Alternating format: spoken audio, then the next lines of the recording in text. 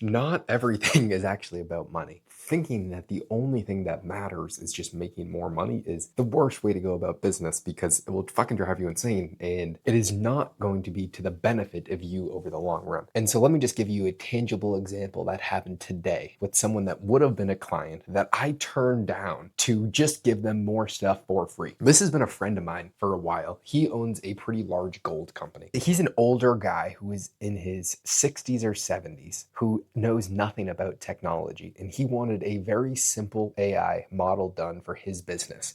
He said, Josh, I know how valuable your time is. What do I have to pay you for this call? And then what do I have to pay you to set this up? That's just a classy way to go about things. I said, dude, we've been friends for a very long time. I'm never going to charge you to have a call. This is what friends do. You help each other. I said, dude, don't worry about it. Let me see what I can do and I'll just help you. What did that turn into? He also has a farm in Missouri where he raises his own breeding cows that he does for his meat. And he does grass-fed, grass-finished Wagyu cows that he just personally owns. That's what rich people do. A lot of rich people have their own farmland and then you just fucking start growing shit on it. One, for taxes. Everything comes down to taxes. But two, he now has his own fucking fresh cows. He said September, the next crop is done of these big fucking breeding bull cows. He said, I'm gonna give you a ton, or he said, how many tons of this Wagyu steak do you want delivered to you? And I was like, you know what? Let's just take that for payment. I said, me, PJ, and Cade, we will fucking demolish these cows, or just the fresh steak. We'll store it in our freezers and we'll have fucking fresh meat to eat for a few weeks. And I said, dude, that would be way better payment than making a few $1,000s. And I could have charged this guy anything and he would have paid it because he knows that the quality of work that I would do would be excellent. I told him that I didn't want to charge him, and it's actually going to have a way bigger impact over the long run because this is a very simple task that just takes a little bit of time and effort. When you are young, what you can do is put in time and effort into just about fucking anything. That is what has the highest compounding result, is just doing good things for good people because it always comes back. Having great relationships with great people matters way more over the long run instead of thinking of a short-term ROI and losing good faith, even though he would have been happy to pay me. It's just not the right thing to do sometimes. This is an older guy that could have been exploited for something very simple. That's just not what you do. It's just not the right thing to do. And for some reason, I'm just not in the game of wanting to exploit old people because of their lack of understanding. If that's what other people want to do, that's fine. I'm actually a complete free market capitalist because you could charge these people to do anything. Sometimes it's just not the right thing to do. And you know what happened? Right after that, I closed a real client. Not yet closed it, but I sent them a contract who would be a 5-figure deal per month. If you do good things, you just get instant good karma. Right now, full transparency, last week, I was on a call with a client that I have that hasn't paid for the last 4 months. And so this is a problem with running a business. Sometimes people just don't pay. Still on good terms. There's other reasons why he has not paid, but he basically said that he's not going to be able to pay, which is obviously a concern because I still have payroll and deep fucking expenses every single month. And this was income that was pretty necessary. I didn't do anything of it,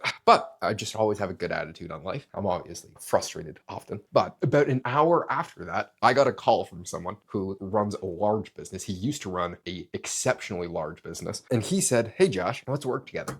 He said, I want to be a client. And then he told me his goals and his objectives and it is political goals in the future. And this guy has a lot of friggin' money. I told him the situation because he knows the other client that is not able to pay for reasons that we're not going to go into, or the client. And he said, I will pay you very well.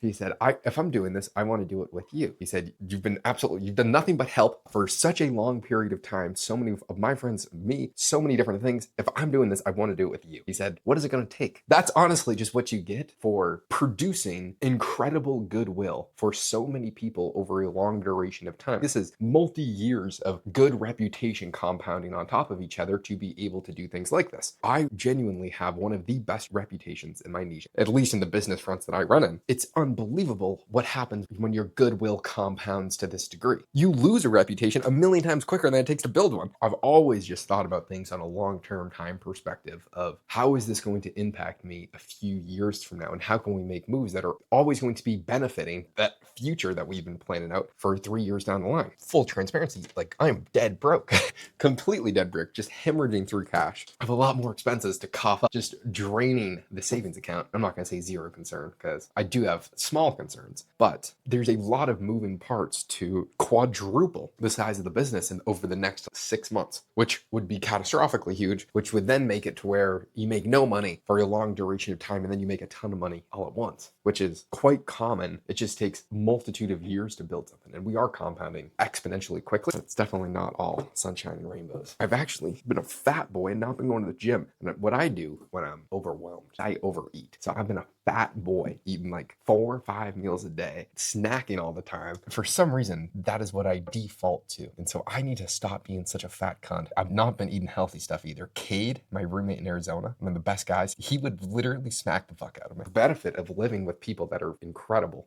they force you to be better and they do not let you have your bad habits show. Because if I was overwhelmed in Arizona, I would think, fuck, I want to go get a pizza. I'm going to snack. But he'd be like, dude, stop being such a fucking bitch. We're going to cook some ribeyes. He would not allow seed oils in the house or any of this garbage. That just forced me to never eat that stuff regardless of how I felt. Whereas now I'm home in Boston and there's some snacks in the kitchen, in the fridge. This is not a recipe for success. My gut just hurts. I'm definitely not mentally as clear. I've got to hone that in, and I need to fix that problem within myself as to when I have a lot on my plate, I don't fucking go pick up a fork and start being a fat boy. So I'm gonna go hit the gym because Lord knows I need to.